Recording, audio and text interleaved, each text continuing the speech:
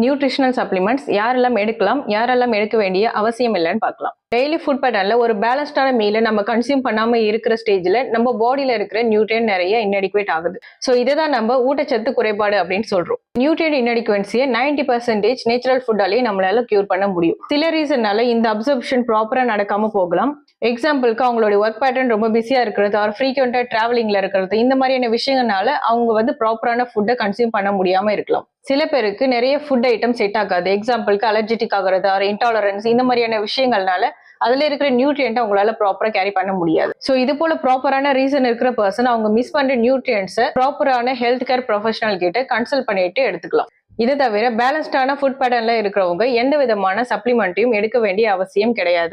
எந்தவித அட்வைஸும் இல்லாம நீங்க எடுக்கிற சப்ளிமெண்ட்ஸ் எக்ஸஸா உங்க பாடியில ஸ்டோர் ஆகி டாக்ஸிக் லெவல தான் அதிகமாகும். உங்களுக்கு தேவையான நியூட்ரியன்ட்டை நேச்சுரல் ஃபுட்ல இருந்து ஈஸியா உங்களால ரிசீவ் பண்ணிக்க முடியும்.